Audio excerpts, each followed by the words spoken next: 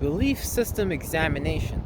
Now, it's really important to examine the believing system that we've been handed down by our mother and fathers, and them being handed that belief system by their forefathers. Because we simply must come to the understanding, firstly, is that a belief system, a belief is basically just a belief. It's not real. You just believe that. Like, you just believe in, like, certain people, for example, certain people believe that they will go to hell if they don't do certain things. Some people believe they need to give the church a certain amount of money and go broke in their own personal life, so that when they die, they can go to heaven or something like that. And some people believe that they can't take off 5 pounds because they can't change their work ethic, because all they've seen from their entire life is them being on the couch, being lazy, things like that. So our brain is going to enforce those patterns to make that seem real. This is why examining your belief system is a must in any person's life, because you gotta look at the benefits and you gotta look at the negatives. Is this belief system hurting you, or is this belief system helping you? So I asked myself when I was a child a lot of questions about religion, and I saw that, okay, religion, for me, I was born a Muslim. There's nothing wrong with Islam in general, but I had to examine my belief system and see, is this religion for me? Because God might actually have an important role for you than you just being some follower, some worshiper in a religion. Now, if you believe that you need to go 5 times a day and pray in the mosque and follow what your imam tells you, or whoever has authority over your life, and you are at their beck and call, whether it's your girlfriend, your boyfriend, your wife, your husband, your teacher in school, your co-worker, whatever, you need to excessively and honestly examine those beliefs and see where are those beliefs hurting you and where you can do more for yourself to help yourself. Because actually, having a belief system within itself is a very, very bad idea. You should move into a knowing system where now you know what's good for you and you know what's bad for you.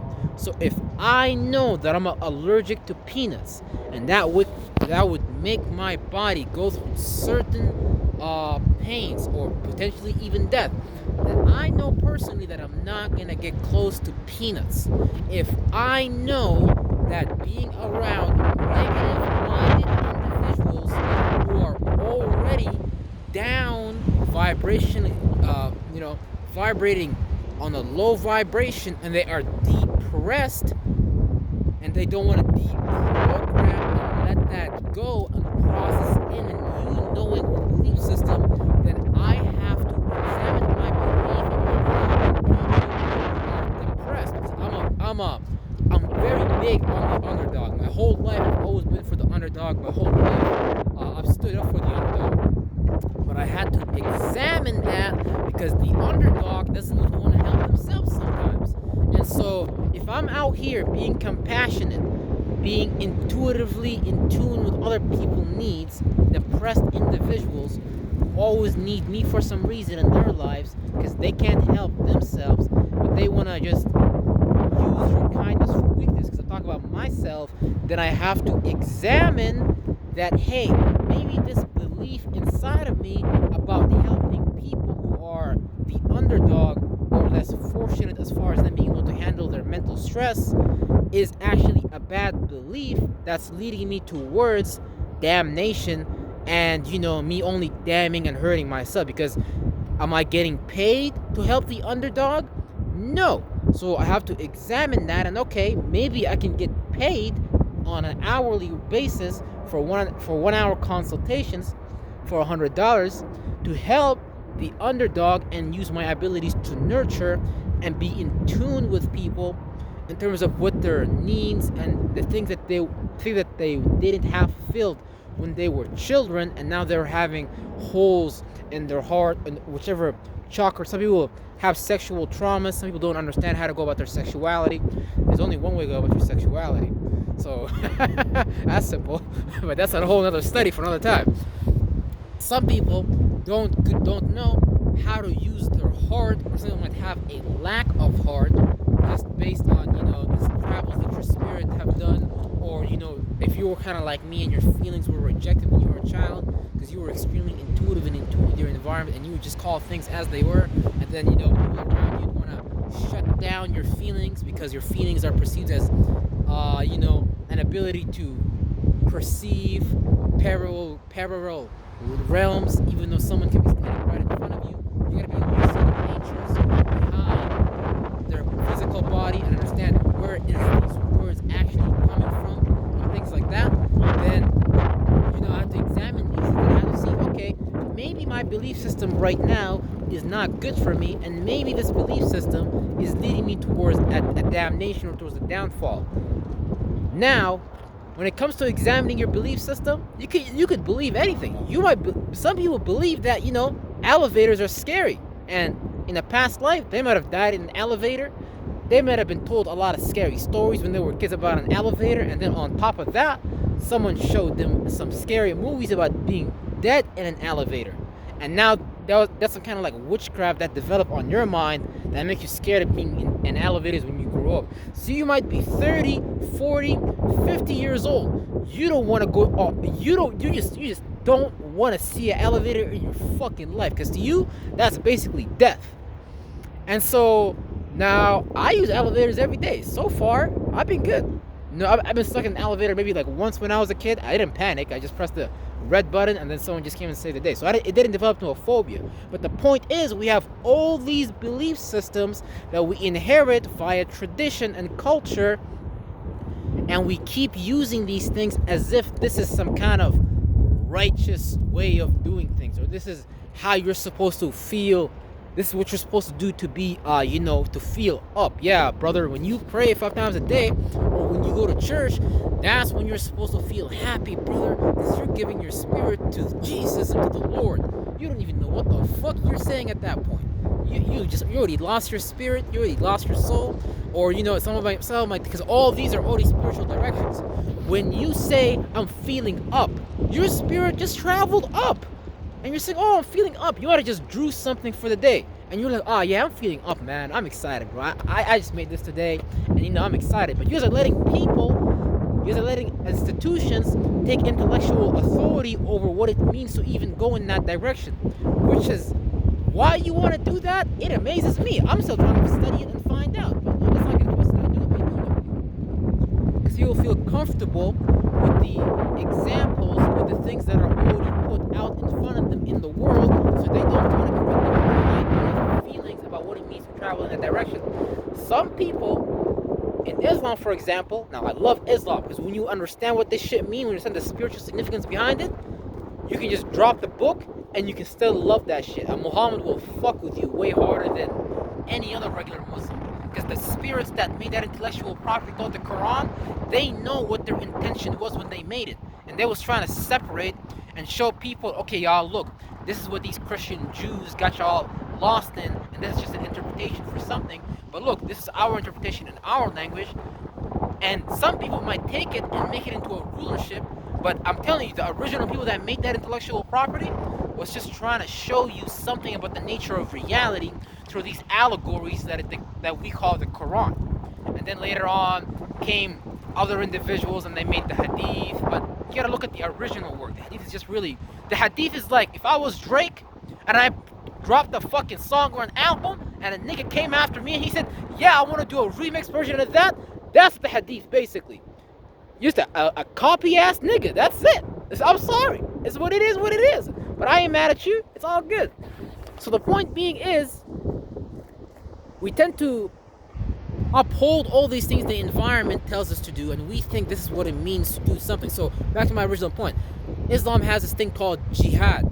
Now jihad means kind of like, I forgot what was the meaning, but I already know because I'm spiritual, so I know what all this shit means. It's the moment I hear it. It's like abstaining from like evil, toxic things, and it's really talking about some shit that's internal. It's talking about your toxicity. It's talking about the shadow work you know you're supposed to do it, the shadow work that I'm supposed to be doing. So that's going west. That's going to Uriel. That's gonna be operating on some form of separation. Think about when a crack addict, or let's say you like to eat cake every single day. You're not gonna want to separate from that, even though okay, I shouldn't be eating cake because I'm already obese and I should change it, and you know that in the back of your mind. So you might have to go to an extreme point where the doctor tells you, yeah man, you're about to die next week, homeboy, and then that's when you separate and go to Uriel. Take the left-hand path. You're like, okay, I just want to separate now because I don't want to die. But if you already understand these directions, on top of that, you don't let people take intellectual authority over these directions, which we all have to, aka the wheel of life, then you already know that you can let go of the chocolate cake, you can go lose all that weight, be healthy, and you can come back to that chocolate cake, eat that again, get fat, go lose weight. So you're not attached to nothing in this world. Ramadan, all these things, all abstaining is just an idea. Really, what you should be abstaining from is not even food. Now, it's great to fast, but you need to learn how to abstain from thought forms and feelings, things that your mom and dad might have beat down into your system and made you think and believe that that's important, but it's really not. What's important is for you to have knowledge of self and understand what is the true starting point of all these concepts that the world is handing to me, because everything in the world is the concept based on something that pre-existed. This shit that we call Earth, we created Earth, all of us together. We wasn't even supposed to create this dumb shit, but we were like, oh nah, God, we just like physicality, bruh. We just like density, fam. We just like being in the body. Man, if you was a spirit, bro, you'd be transforming, having orgasms every day. You'd just be going from one form to the next. You'd be chilling. Now, the people that kill themselves physically without even separating from the thought forms that they have built up, they just end up coming back right here because you haven't even done the work. So God looks at it like, you're not even taking care of the thought forms that you've created, all these dense feelings, and you're telling me you want to be free of them? No, that's your responsibility.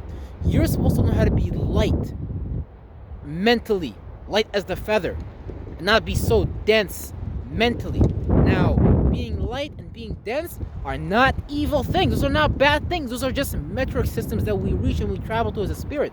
We accumulate, we deaccumulate. We accumulate, we deaccumulate. We couple, we uncouple. So the moment we take control of this wheel, which is how we go about life, which is what everybody else is doing anyways, and we actually begin to, break down these belief systems and start to let go of the ones that don't work. I'm not telling you Islam is bad. I love Islam because I told you I understand what the book actually means. I love Christianity. I love the Bible. I love Jesus. I know what these things actually mean. I love Christ. I know what these things actually mean. These things are not pertaining to some nigga you gotta go worship or give praise to. Look, the people in the church, the Bible already tells you, the Pharisees, the scribes, all these people, they like to be seen in the marketplace. They like to be, they like to be paid, basically like a bunch of pagans, basically. They're not even really repping the real teachings, because first of all, Jesus wasn't even teaching at no fucking church. Jesus was just going around from place to place showing these niggas was good, because this nigga was really a magician. But that's a whole nother topic even for another time. But for you even to get to that point, because you too can have the flaming eyes, you too can have the flaming sword, you too can have a mentality that's just as mystical, just as majestic, and you can bring it down here and make it so relatable so that even a third grader can understand what you're doing.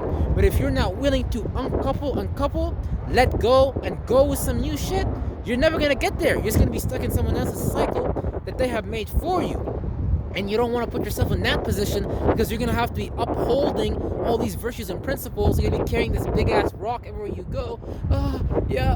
Praise Allah. And you don't need to do none of that. God never said to do none of that. People just take the work of other people and try to do it better than them. Like I said, the example of the remix. If I was Drake and I dropped a song and some other person came and did a remix of that song, but they don't give me no credit, nor do they understand my intentions or my idea behind that song, then I might get a little bit pissed off too, even in spirit form. Even the people today that are upholding Islam, all these denominations and shit like that, So these spirits that made the intellectual, they get mad. They be like, fuck them niggas, man. And if there's good spirits, they might even just let go of that and go create some other intellectual property somewhere else. Go have another life. Because, you know, when you understand that you're the creator of these things, you don't get stuck in the creation.